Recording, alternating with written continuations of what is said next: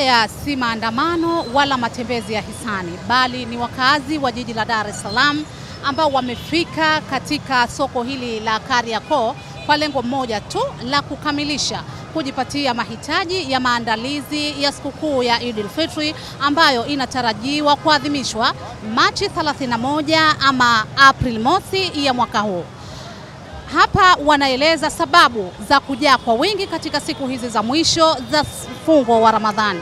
Hii hali inasababishwa na sikukuu na vile vile inasababishwa na utaratibu wa kila mtu anataka kuja kuchukua mahitaji yake ya sikukuu.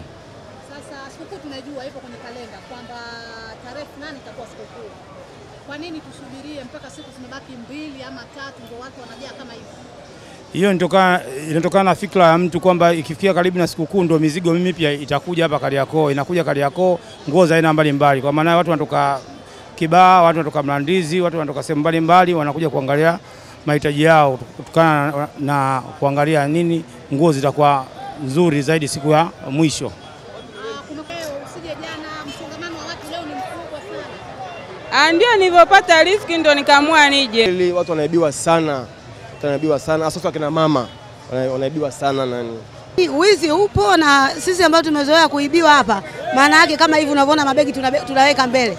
Kuna mitaa ambayo haipitiki kama mtaa wa Kongo, ukipita ni mtihani. Kuna wengine wanakuja hawana dhamira kuja kununua vitu, kuna wengine wanakuja ni wezi. Wakina mama wapo tunawaona humu ni wakina mama, lakini tunawashauri wakina mama wanaokuja humu ndani katika soko la Kariakoo wasiwaamini wanawake wenzao, nao ni wezi.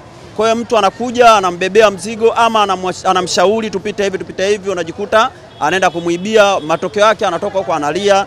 Kwa hiyo tunaomba serikali ijitahidi kuhamasisha ili waweze hawa wanawake wanaokuja kununua vitu, maana sikukuu hizi zaidi watu wengi wanaokuja kuemea vitu vya watoto ni wanawake, sio wanaume. Wanaume wanakuta tayari washamaliza kununua.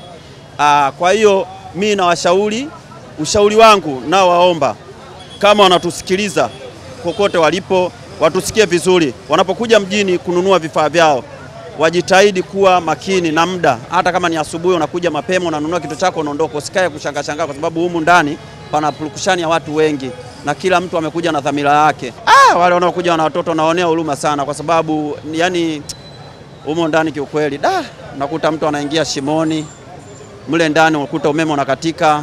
Kwa kweli joto, yani hewa hamna, wasije na watoto kiukweli. Kama biashara ikoje kwa kipindi?